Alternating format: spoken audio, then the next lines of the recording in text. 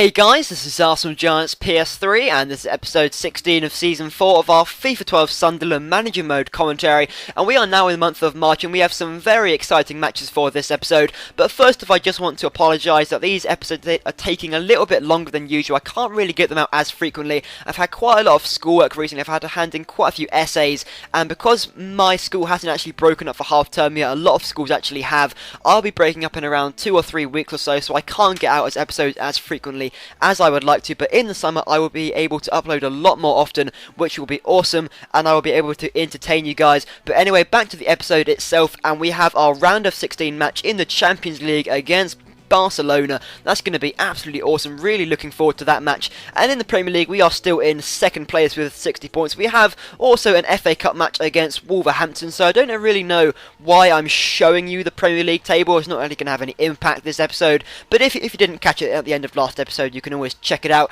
And Ogbonna is back from injury, which is awesome. But anyway, now on to goal of the episode from last episode, and as voted by you guys, it was the Alan Zagoyev goal against West Brom. The awesome overhead kick, absolutely fantastic goal, stunning strike into the bottom hand corner, and thank you guys for leaving a comment on that. So on to the Champions League matches now, and there are a lot of matches. Some of you guys might be interested in it, so I'm just going to talk through them. We have Real Madrid versus Manchester City, Sunderland versus Barcelona, Inter Milan against Manchester United, Zenit St. Petersburg against Leverkusen, FC Porto against Schalke, Juventus versus Lille. We have Bayern Munich versus AS Roma, and some other matches including SL Benfica versus Chelsea. But anyway, on to our match now against Barcelona, and I'm playing the strongest possible team that I can. We have Hovland and Ogbonna at the back, Fernandinho, Kevin Gamera and Xherdan Shaqiri up front. I know I pronounce Xherdan and Xherdan Shaqiri wrong, but just, it's easier to say it like that. I've grown into it. So anyway, so as per typical fashion, the Champions League is hard. And when I say that, guys, it's not just like, oh, it's really hard to play. The Champions League is hard. I don't want to say scripting. I've been saying that a lot recently, but I swear the Champions League is a lot harder than usual. And in the opening in this match, it was just all Barcelona. I couldn't even get into their half with possession.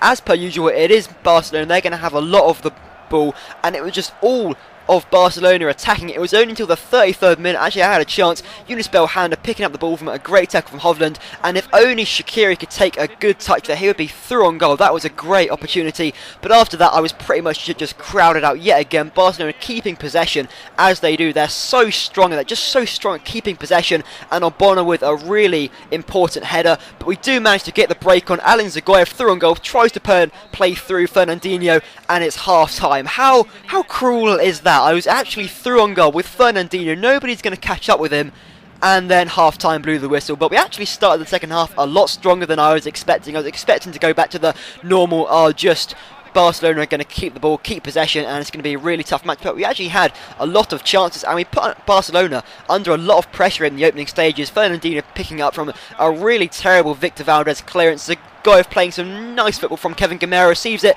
and puts it in the back of the net to give us a shock lead against Barcelona. And Zagoyev has really picked up his scoring record recently. That was a fantastic goal there. It wasn't necessarily the fact that it was a great goal scored, but the actual passing leading up to it was absolutely fantastic. And to take the lead against Barcelona, completely unexpected, but Barcelona, look at that quality there from Fabregas, and then Messi lays it on a plate for Rooney, and Courtois couldn't do anything about that at all. But that was just an example of how clinical Barcelona can be if they have a chance. And literally from the kickoff I was like, oh my god, I have to go attacking now that Barcelona have scored. If I go to the new camp, I'm going to have to score twice if they score. And literally from the kickoff we went back ahead. Lucas Podolski, he came on for Kevin Gamera. Here's the replay. A great strike with his right foot, actually not really his strongest foot, into the bottom hand corner, and I can't believe we were actually 2-1 ahead. And then somehow, I don't know, it seems that Barcelona, after going 2-1 down, just capitulated. James Milner on the edge of the area, so much space and time,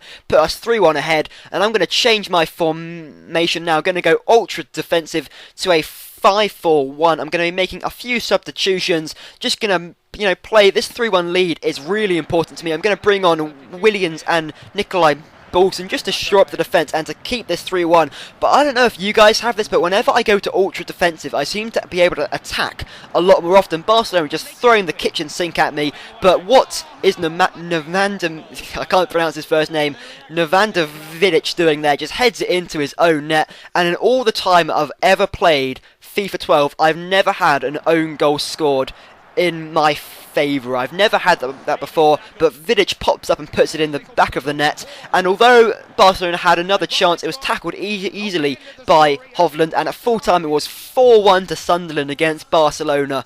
Oh my god, I did not expect that in my dreams. I didn't expect to win that match at all, and now we can go to the new camp with really massive confidence because they've got 3 goals. Yes, they did score a goal, but, you know, a 3-goal lead, that is just going to be really important. And there's some other results there. You can have a look at them. I don't really have time to go through all of them. It will take a lot of time. And Lucas Podolski, he did score that goal to put us 2-1 up. He's in a pretty good run of form. So I'm going to be starting him in my next match against Wolverhampton. And here it is here. So against Wolves in the FA Cup, we are away from home. So it's going to be quite a tough match. But I am playing with a few other players like Amel Furtado. You know, I'm playing with Lucas Podolski and Oxlade-Chamberlain. So not really all starting players, but still an extremely strong team. But I felt in this match, now I don't know how you can go from thrashing Barcelona to struggling against Wolverhampton, but that's what I did. I felt this match was so much harder than playing against Barcelona. In the opening stages, it was just all out attack from them. I couldn't even manage to hold on to the ball properly, and again, I actually managed to have a chance. In the 23rd minute, Oxlade-Chamberlain with the ball, Fernandinho plays it across to Oxlade-Chamberlain, and the shot is well saved by Hennessy. But this was actually a really tough match. I didn't have too much possession, I didn't really have too many chances. A great ball over top to Kier, I think that's how you pronounce it. I've never heard of him before, and I know someone's going to say, oh, have you never heard of Kier before? He was a Wolverhampton legend or something like that. I'm sorry, I don't really know who he is. If I did, I'd know who he was, but I don't. So anyway, at half-time it was Wolverhampton 0, Sunderland 0, which isn't really a great result. I do want to be progressing in the FA Cup. It is a competition I'm really interested in since I have crashed out of the Carling Cup. I think it was to Manchester City, but I'm not too sure on that one. But, you know, Wolves are just such a hard team for some reason, and Guardiola, I don't know. My pronunciation in this episode has been absolutely terrible, but in fairness, I've never really heard of him either. They do take the lead against me though, and I'm going to be crashing out of the FA Cup at this point in time, so I have to get back into this. And look how close we were there. Lucas Podolski just had to get a touch to it, and he would have equalised, and that's how close we came. That's the closest we've come, actually. It was really tough, but look at that through ball up to Kier again, and on the edge of the area, he just puts it all in to Hunt. I have heard of Hunt, and he puts it in the back of the net to put Wolves 2-1 up, and I couldn't believe in the position I was in. After being 4-1 up against Barcelona, I was losing 2-0, and it was looking really, really tough. I couldn't get back into it. I had a few shots. Alan's a guy over there. I did actually bring him on because substitutions, sometimes they don't come up, so I can't really show it to you guys. And then Kevin Gamera has a brilliant opportunity. He just had to finesse it into the back of the net and give us a chance, but he couldn't do it, and then there wasn't any more opportunities. So we have actually crashed out of the FA Cup to Wolverhampton, which really sucks. We're going to have to go all out now for the Champions League, and that includes playing the 5-4-1 formation. That may not be the most popular of choices. A lot of people saying, no, don't play defensive, don't play ultra defensive, that's so trampy. But I'm sorry, the Champions League is something I really want to win, and against Barcelona, you know, it's very tough. Yes, I do have a 3-goal lead against them, but come on, it's Barcelona. They can tear you apart if they want to. They have players like Xavi, Iniesta, Fabregas and Rooney. Well, not so much Rooney, but, you know, they do have quality players, and it was just an onslaught in the first half. I couldn't show you all the highlights, but it was just like them holding on to possession all the time. They had that shot there from Iniesta, a great strike. Quarter managed to palm it over. Alan Zorga, though, what a run there. And yet again, a Barcelona defender, this time it was Maxwell, heads it into his own net, and I couldn't believe the luck I was having. I couldn't believe that Maxwell headed into his own net. I mean, all the time I've played FIFA, they've never scored own goals, ever, and yet against Barcelona, I've scored 2, which was surprising, but of course, you give Rooney a chance. As much as it pains me to say it, he will equalise against you. Maybe my defence could have done a little bit more there. It wasn't really that great. defending, but you know, if you give Rooney the chance, he will take it. And it just seemed after that that Barcelona were really trying to get back into this match. They were just on the attack all the time. Rooney trying to get in there, but Bonner with a really important tackle. And again, they were just on the attack. This time, Nemanja Vidic had a shot. It went just wide of the post, and Courtois maybe not so comfortable with it. But I was completely under pressure. I didn't have a chance at all. But James Milner threw on goal. I tried to take it past the keeper, and what a waste of a good opportunity. I could have actually taken the lead there, and that would have been the match over and done with. I couldn't believe I didn't take the opportunity, and that's a complaint a lot of people have about me, is I'm not very clinical whatsoever. But through on goal here, Xherdan Shaqiri puts it in the back of the net to finally give us that 2-1 lead over Barcelona, and that should be that, but you never know. Fernandinho across goal to Shaqiri. It's not actually that sweaty at all, because you know it is in front of the keeper, and it's a great strike into the back of the net. Victor Valdes couldn't do anything about it, but of course Barcelona are just going to keep on coming at you. Courtois with a really important stop there, and we do manage to clear it out.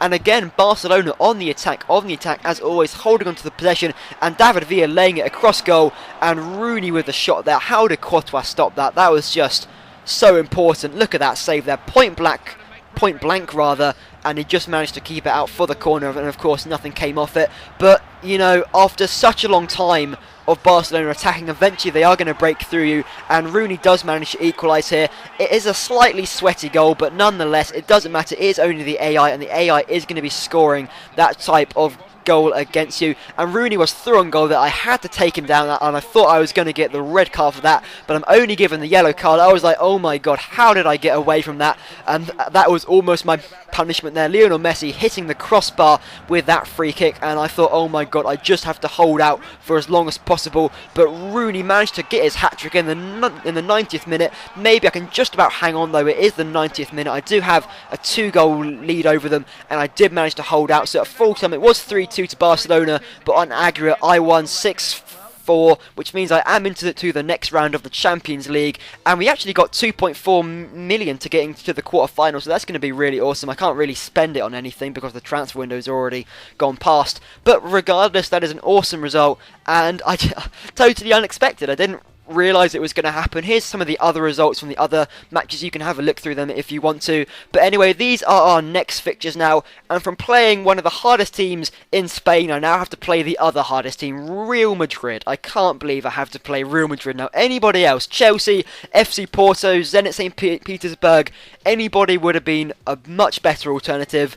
But there you go. So anyway, now time for goal of the episode, and we have this Alan Zagoyev goal against Barcelona. Some great passing leading up to it, and then a really nice kind of toe poke past the keeper. I really like that goal. And then also we have the Shaqiri goal against Barcelona at the Nou Camp, which put us 2-1 ahead, and potentially, I don't know, maybe if I hadn't scored that, Barcelona could have gone on to make the ultimate comeback. We'll never really know what happened. So anyway guys, please leave a comment on that, which one you think should be goal of the episode. And now for player of the episode, and I was kind of contemplating between Hovland, Ogbonna and Courtois, and in the end I thought Courtois did deserve to be player of the episode. He made some really important stops, and against Barcelona in the second leg, he was just a really important player. So anyway guys, thanks for watching. I hope you enjoyed this episode, and if you did, if you could leave a thumbs up, because it really helps us out and all that good stuff. So anyway guys, thanks for watching, and I hope you enjoyed.